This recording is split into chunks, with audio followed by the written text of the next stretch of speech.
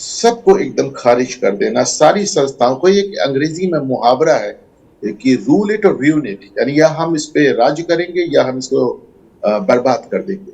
मेरे ख्याल से बहुत अच्छा प्रोसीजर नहीं है। वैसे अनुपम जी, मैं पॉलिटिकल बैलेंसिंग नहीं करता हूँ। I try to bring a sense of balance in my debate, और मैं अपने गेस्ट के न्यूआंस पोजीशंस रिस्पेक्ट करता हूँ और पूरी कोशिश करता हूँ को उनको पूरी जगह और वो पूरी ऑटोनॉमी और पूरा रूम मिले कि अपने आर्ग्यूमेंट को खत्म कर दे। और कार्तिकेय जी, मैं स्पेशली वो अपने लोग, अपने सवाल और अपनी छोटी मोटी लड़ाई आप ही से कर लेता हूँ, प्रवक्ताओं से करने की मेरी हिम्मत। चलिए महेंद्र जी, अनुपम जी ने दो चीज़ें उठा दी। अनुपम जी, एक इनका मानना है कि इसका कोई पॉलिटिकल डिविडेंड नहीं मिलेगा, अनुपम जी का मानना है। और महेंद्र जी वो बार बार इस बात को कहते हैं डिबेट में कि री इन्वेंशन नहीं हो पाएगा, बार बार वो री इन्वेंट कर चुके हैं। और हम अपनी डिबेट पे चर्चा कर रहे हैं हिस्टोरिक, या ये एक तरीके से once in a lifetime situation है कांग्रेस पार्टी के लिए। लेकिन इसमें एक मैं सवाल आपसे पूछना चाह रहा हूं कि ये once in a lifetime story जो कांग्रेस पार्टी की, वो कांग्रेस पार्टी की स्टोरी बनेगी या केवल गांधी की स्टोरी बन के रह जाएगी? उन दोनों में बहुत बड़ा फर्क है। नहीं, देखिए, निश्चित रूप से इसीलिए कार्तिकेय मैंने अभी बोला कि ये देखने वाली बात होगी कि क्या इस मुद्दे पे कांग्रेस पार्टी, जिसका नेतृत्व गांधी नेहरू परिवार करता है, वो जन आंदोलन बना सकता है कि नहीं बना सकता है। और इसका टेस्ट बहुत दिन बाद नहीं, सोमवार को हो जाएगा। सोमवार को उन्होंने हर डिस्ट्रिक्ट हेडक्वार्टर्स पे प्रोटेस्ट करने की बात कही है। अगर ऐसा करने में, और मैं ये मानता हूं, मैंने एक बात कही कि मैं मानता हूं ये बहुत महत्वपूर्ण क्षण है कांग्रेस के लिए, करो या मरो वाली स्थिति है। अगर कांग्रेस ने इस मुद्दे को कांग्रेस नहीं भुना पाई तो मुझे लगता है कि फिर कोर्ट को 29 और 31 तक राहुल गांधी के डिस्क्वालिफिकेशन के लिए भारतीय जनता पार्टी को नहीं इंतजार करना पड़ेगा। भारतीय जनता पार्टी वैसे ही 24 का चुनाव जीत जाएगी। तो लेकिन ये अभी यही है कि क्या कांग्रेस में, क्या गांधी नेहरू फैमिली में ये नेतृत्व क्षमता है कि इतने महत्वपूर्ण मुद्दे पे, जब इस परिवार के सबसे महत्वपूर्ण सदस्य की संसद की सदस्यता छिन जाती है, क्या इस मुद्दे को वो राजनीतिक मुद्दा बना के भुना पाएगी कि नहीं भुना पाएगी सत्ता प्राप्त करने के लिए? ये सबसे बड़ी चुनौती है आज कांग्रेस के सामने। मैं लेकिन ये मानता हूं, फिर से ये कह रहा हूं कि ये बहुत ही महत्वपूर्ण मुद्दा है और बहुत ही महत्वपूर्ण क्षण है कांग्रेस पार्टी के लिए, क्योंकि जिस तरीके से जो विपक्षी दल हैं उनकी जो सुर जो है वो बदले नजर आ रहे हैं। और इसके पीछे अगर सहानुभूति राहुल गांधी को मिलती भी तो है, तो उसके पीछे भारतीय जनता पार्टी की जो है, मुझे लगता है कि इस तरीके से एकदम से जो विपक्ष के खिलाफ जिस तरीके से तमाम आरोप लग रहे हैं, उनको जो है विपक्ष को घेरने की कोशिश हो रही है, मुझे नहीं लगता है कि ये रणनीति ठीक है भारतीय जनता पार्टी के लिए, क्योंकि ये विपक्ष को लामबंद कर सकती है। और कांग्रेस पार्टी, लेकिन महेंद्र जी, मैं let me be the devil's advocate, मैं इसमें चाहूंगा कि कौशिक जी भी आए, लेकिन उसके लिए एक पब्लिक रिएक्शन तो चाहिए, स्पॉन्टेनियस। आप देखिए दिल्ली में भी हुआ तो एक जो स्पॉन्टेनियस स्ट्रीट रिएक्शन होता है वो नहीं था, ना कल देखने को मिला ना आज देखने को मिला। कार्तिकेय जी, आज बिहार विधानसभा में राष्ट्रीय जनता दल और कांग्रेस ने बहुत प्रदर्शन किया, लेकिन नीतीश कुमार की पार्टी जनता दल यूनाइटेड ने उसमें शामिल होने से मना कर दिया। ये है विपक्षी। ठीक है सुनील जी, मैं बात कर रहा हूं कि एक स्पॉन्टेनियस जो होता है, देखिए असेंबली में आप कर सकते हैं, लेकिन एक स्पॉन्टेनियस जो प्रदर्शन है वो मिसिंग है। कार्तिकेय जी, जब आपके पास संगठन नहीं है, आप संगठन की संरचना पर ध्यान नहीं दे रहे हैं। उत्तर प्रदेश जैसे बड़े राज्य में आपने प्रदेश अध्यक्ष तो बदल दिया, लेकिन उसके संगठन का कब गठन होगा? क्या आप ब्लॉक लेवल तक, बूथ लेवल तक, जिला लेवल तक आप उस संगठन की संरचना कर पा रहे हैं कि नहीं कर पा रहे हैं? दिल्ली में बैठ के ट्वीट करके या कुछ मुट्ठी भर नेता जो भी कहेंगे वो कार्यकर्ताओं तक बात पहुंचेगी और वो जन आंदोलन कैसे बना पाएंगे, ये बड़ा मायने रखता है। ये ऊपर से नहीं नीचे से चलेगा आंदोलन। और जब आपके पास कार्यकर्ता ही नहीं है, उन कार्यकर्ताओं के पास जिम्मेदारी ही नहीं है, तो कैसे कहेंगे कि उसको जन आंदोलन में बना दें? दूसरी बात कार्तिकेय, सबसे महत्वपूर्ण मैं बताऊं कि बेसिकली इसको थोड़ा समझने की आवश्यकता है कि बीजेपी नहीं चाहती कि कोई मुद्दा कब तक बना रहे, और ये कांग्रेस को भी आप देखेंगे 2014 के बाद कि जितना मुद्दे को कांग्रेस धार देती है तब तक बीजेपी दूसरा मुद्दा झोली में डाल देती है। तो ये कांग्रेस को तय करना पड़ेगा, विपक्ष में बैठे राजनीतिक दलों को तय करना पड़ेगा, क्या 2024 तक ये मुद्दा जिंदा बना रहेगा, कार्यकर्ताओं में जोश बना रहेगा, या बीजेपी लगता है कि 1 महीने बाद 2 महीने बाद कोई दूसरा मुद्दा पकड़ा देगी और फिर कांग्रेस उसमें उलझ के रह जाएगी। अभी आपने संसद सत्र के दौरान देखा कि कौन सा मुद्दा था, अब आकर के कहां मुद्दा अटक गया। उससे पहले आप संसद सत्र से पहले आप देखेंगे तो दूसरे मुद्दे थे। तो ऐसी स्थिति में ये मायने रखता है कांग्रेस के लिए और विपक्ष में बैठे हुए राजनीतिक दलों के लिए, क्या आपके पास कोई ब्लूप्रिंट है कि नहीं, कि बार बार आप भाजपा द्वारा दिए गए मुद्दों में ही उलझते रहेंगे।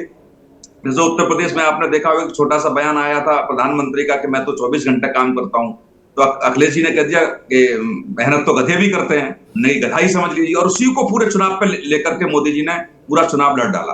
तो ऐसी स्थिति में विपक्ष में बैठे जो भी राजनीतिक दल आज तो दिख रहे हैं, सारे लोग कांग्रेस के स्वर में स्वर, चाहे केजरीवाल जी का हो, चाहे अखिलेश जी का हो, मैं आपको बता दूं, मैंने बोला था कि कई सारे बड़े चीफ मिनिस्टर चुप हैं, तो एक बोले black day in history of democracy says KCR, Chandrashekhar Rao tweet किए।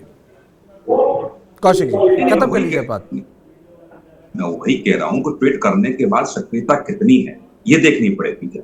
क्या ममता बनर्जी और अखिलेश यादव की जो मीटिंग अभी हुई और उसके बाद ममता बनर्जी निकलती हैं जाकर के नवीन पटनायक जी से मिलती हैं, वहां भी वार्ता होती है, तो ऐसी स्थिति में फिर उसके बाद देखते हैं शरद पवार जी वो एक अपनी मीटिंग बुलाने का प्रयास करते हैं लेकर के ईवीएम पर। तो ऐसी स्थिति में एकजुट होना किस मुद्दे पर जो विपक्ष होना चाहेगा, और उस सबसे महत्वपूर्ण बात यह है कि कोई भी मुद्दा जो विपक्ष के हाथ लगता है वो कितने दिनों तक बना रहे, ये भी बड़ा महत्वपूर्ण है। जैसे फॉर एग्जांपल आप समझिए यही मुद्दा है, तो इसका कांग्रेस कोई ब्लूप्रिंट तैयार करेगी कि 2024 तक ये बना रहे, या इस मुद्दे को लेकर के आज जो मीटिंग कांग्रेस की हो रही है, क्या विपक्ष में बैठे हुए राजनीतिक दलों को की सहभागिता जो सोमवार को प्रदर्शन होगा उसमें सहभागिता की अपील करेगी क्या, उन नेताओं से बात करेगी क्या, क्योंकि कार्यकर्ता नहीं है, तमाम प्रदेशों में कांग्रेस के पास कार्यकर्ता नहीं है, तो वो कार्यकर्ताओं की फौज कहां से लेकर के आएगी। तो ऐसी स्थिति में केवल चिल्लाने से या रणनीति बनाने से नहीं होगा। और 2019 का चुनाव के बाद जो राहुल गांधी ने खुद की पार्टी पर जो आरोप लगाए थे इस्तीफा देते हुए, अब तक उसका समाधान नहीं हो पाया और 2024 का चुनाव आ गया। तो मैं वही कह रहा हूं कि कांग्रेस के पास कोई ब्लूप्रिंट नहीं है बीजेपी से लड़ने के लिए। वो बार बार बीजेपी दूसरे मुद्दे में उलझा देती है और कांग्रेस उस मुद्दे में उलझ के रह जाती है। सुची जी, आपका मानना है कि मतलब आउटवर्ड लुकिंग है ही नहीं, मतलब लड़ेंगे तब जब देखेंगे ना सामने, आपकी सारी प्रायोरिटीज अभी इनवर्ड हैं, पूरी की पूरी पार्टी आज इस पे वो बात कर रही है कि एक आपके जो मेंबर हैं पार्लियामेंट के, उनकी सदस्यता रद्द हो गई है, उस पे कैसे आंदोलन किया जाए।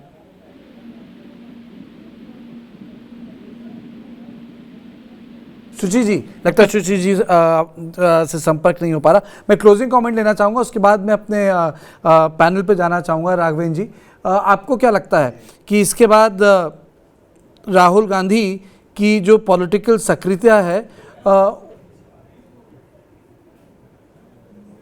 उसका जो असर है वो ख़त्म हो जाएगा, कम हो जाएगा, वो फेल हो गई प्राइम मिनिस्टर की पॉलिटिक्स ऑफ फेथ, यानी विश्वास की राजनीति के सामने। मतलब ये एक रामबाण टाइप का जजमेंट हुआ है। नहीं कार्तिकेय जी, मैंने अपनी बात की शुरुआत में ही यही कहा था, राजनीति में खेल पूरा विश्वसनीयता का होता है। ये हाउस में रहते या ना रहते हैं, भारतीय जनता पार्टी की सेहत में कोई फर्क नहीं पड़ता है। हाउस में रह के इन लोगों ने क्या कर लिया, हाउस से बाहर आके क्या कर लेंगे, ये बेफजूल के मुद्दे हवा में उछाल करके क्या कर लेंगे। उत्तर प्रदेश में हालत दिखाई पड़ रही है, सीजनल नेता की तरह ये लोग आते हैं, लोकसभा में आते हैं चुनाव लड़के चले जाते हैं, विधानसभा में आते हैं चुनाव लड़के चले जाते हैं। इतना बड़ा राज्य है, 80 लोकसभा सीटें हैं। मैं उत्तर प्रदेश का प्रवक्ता हूं कार्तिकेय जी, इनकी भूमिका तो कहीं दिखाई नहीं पड़ रही है, परंपरागत सीटें हार रहे हैं। दशा ये है केरल में जाकर के चुनाव लड़ना पड़ रहा है राहुल को। प्रियंका गांधी यहाँ प्रभारी बनती हैं 2019 के चुनाव में, शायद लल्लू सिंह अध्यक्ष होते हैं, पूरा ढोल ताशे बजाए जाते हैं कि प्रियंका गांधी आई है, अभी इसको पूरा रूपांतरण कर देंगी, ऐसा कर देंगी, वैसा कर देंगी। होता कहीं कुछ नहीं है। Priyanka Gandhi back to pavilion हो जाती है, लल्लू सिंह हटा दिए जाते हैं। उसके बाद कांग्रेस सुप्तावस्था में चली जाती है। देखिए ऐसे राजनीति नहीं होती है, वेदना लेनी पड़ती है, विषय लेने पड़ते हैं, सकारात्मक रचनात्मक काम करना पड़ता है। ये लोग ये चाहते हैं कि हमारी जो है नेहरू गांधी परिवार के नाम पर जो सिक्का अभी तक चलता रहा है वो चलता रहेगा। ठीक है। आज की तारीख में ऐसा होने वाला नहीं है, 4-4 5-5 पीढ़ियां बदल गई हैं आजादी के बाद से लेकर देखिए आज काम आपको करके दिखाना आज पड़ेगा आपको कार्तिक। फ्लोर पूरा मिला। वैसे अगर सुची जी होती तो इक्वल टाइम में डिस्ट्रीब्यूट करता, लेकिन वो नहीं है तो आपको फ्लोर पूरा मिल गया। और मैं आपके स्टेटमेंट पे डिबेट नहीं करूंगा, ये मेरा हमेशा वो है, क्योंकि आप पार्टी की पोजीशन रिफ्लेक्ट करते हैं। एक एक मिनट, अनुपम जी, उसके बाद सुनील जी और महेंद्र जी। अनुपम जी, पहली चीज़ आपसे ये मैं पूछना चाहूँगा कि राहुल गांधी के लिए क्या this is end of the road? एक मिनट, एक ही मिनट लूंगा कार्तिक जी। राहुल गांधी के लिए ऐसा कोई रोड, कोई मंजिल था भी नहीं। He was more of a political wanderer. वो जैसे टहलने के लिए लोग आते हैं, वो टहल रहे थे। I am not being harsh, मैं ईमानदारी से फील करता हूँ। हाँ, लेकिन एक काम राहुल गांधी कर सकते थे, और के रहने से तो बहुत फर्क नहीं पड़ रहा था पार्टी के। अगर वो जमानत नहीं लेते, अगर वो केस को चैलेंज नहीं करते, अगर वो जेल चले जाते और उसके बाद इसको हाई कोर्ट में लड़ते और हाई कोर्ट से उन्हें रिलीफ मिलनी ही थी, तो शायद ये एक बेहतर स्ट्रेटेजी होती। पर वो शायद एक दिन के लिए भी इसके लिए तैयार नहीं। ठीक है। सुनील जी, आपको लगता है कि कोई ड्रामेटिक कदम उठा सकती है कांग्रेस पार्टी? सांसद इस्तीफा दे सकते हैं, कुछ इस तरीके से हो सकता है? ये मेरा रैपिड फायर राउंड है। नहीं कार्तिकेय जी, इससे मुझे लगता है फायदा नहीं होगा, लेकिन मैं ये कह सकता हूं कि कांग्रेस को एक ब्लूप्रिंट तैयार करना पड़ेगा। विपक्ष में बैठे हुए राजनीतिक दलों को कैसे साथ लाएंगे, और ये निश्चित तौर से एक बहुत बड़ा मुद्दा कांग्रेस के हाथ लगा है। 2024 तक एक ऐसा जिंदा बना रहे और इसके आधार पर कैसे रणनीति तय की जाए बीजेपी को घेरने के लिए, ये कांग्रेस को तय करना है। और जहां कांग्रेस के तमाम नेताओं से आपने कहना, आज मेरी कई नेताओं से बात हुई, वो कहते हैं हम 2 कदम आगे चलते हैं, वैसे राहुल गांधी के बयान पर हम 10 कदम पीछे हो जाते हैं। तो ये तय करना पड़ेगा कांग्रेस को, क्या राहुल गांधी को आगे रख के आप लड़ाई लड़ पाएंगे कि नहीं लड़ पाएंगे, या कोई एक बड़ा चेहरा और ला सकते हैं। मैं तो ये राय दूंगा, मुझे पूछेंगे कोई बड़ा चेहरा लेकर के आप लड़ाइए मोदी जी के खिलाफ। राहुल गांधी जब तक मोदी जी के खिलाफ रहेंगे, निश्चित तौर से बीजेपी को ऑक्सीजन मिलती रहेगी और बीजेपी चुनाव जीतती रहेगी। महेंद्र जी, विपक्ष लामबंद होगा या ऐसी बात फुस्स हो जाएगी? नहीं, देखिए काफी मुश्किल है, लेकिन मुझे लगता है कि भारतीय जनता पार्टी खासकर जो हिंडनबर्ग रिपोर्ट के बाद लगातार कोशिश कर रही है कि जो अडानी का मुद्दा लेके कांग्रेस और विपक्षी दल चल रहे हैं उससे हटाया जाए उनको, और ये सबसे बड़ी चुनौती है। इसीलिए देखिए, कांग्रेस की आज ऑफिशियल ब्रीफिंग में भी जेपीसी का ही मुद्दा बना रहा, तो कांग्रेस भी कहीं न कहीं हिंट दे रही है कि वो मुद्दे से हटने वाली नहीं है। और अगर नहीं हटती है, कांग्रेस हटी रहती है, तो निश्चित रूप से विपक्ष जो है मुझे लगता है कि मजबूर होकर लामबंद होगा, इच्छा से नहीं, मजबूर होकर लामबंद होगा। क्योंकि 2024 में अगर विपक्ष लामबंद नहीं हुआ तो उनको पता है कि फिर जो है जो ब्रांड मोदी है, ब्रांड मोदी के जो है आंधी में सब बिखर जाएंगे। कांग्रेस पार्टी एक बड़ी प्रेस कॉन्फ्रेंस करने वाली है। मेरे शो का वक्त खत्म हो गया है। मुझे पता नहीं कि इस प्रेस कॉन्फ्रेंस में कांग्रेस पार्टी क्या घोषणा करेगी, लीगल मैटर्स पे बोलेगी या सारे के सारे सांसद इस्तीफा दे देंगे, लेकिन ये कांग्रेस पार्टी के लिए बहुत बड़ा एग्जिस्टेंशियल क्राइसिस है, मैं मानता हूँ। कांग्रेस पार्टी अगर केवल इसे राहुल गांधी का मामला बना के लड़ेगी तो मुझे नहीं लगता कुछ होगा। अगर वाकई राहुल गांधी अपने आप को पार्टी के पीछे रख के काम करें और खुद अपने आप को फिगर ऑफ सैक्रिफाइस बनाते हुए पार्टी के लिए काम करें, तो शायद लॉन्ग रन में मैं मानूंगा फर्क ज़रूर पड़ेगा। मैं वो लाइव फ्रेम मिल गया, मैं चाहूँगा कि वो लाइव फ्रेम काट लें। वो लाइव फ्रेम है, पहली चीज़ ये। दूसरी चीज़ मैं कहना चाहूँगा कि राहुल गांधी को पूरी पार्टी डिफेंड कर रही है इस वक्त। राहुल गांधी अपने आप में पार्टी के लिए होप हैं, एरिया ऑफ क्राइसिस हैं।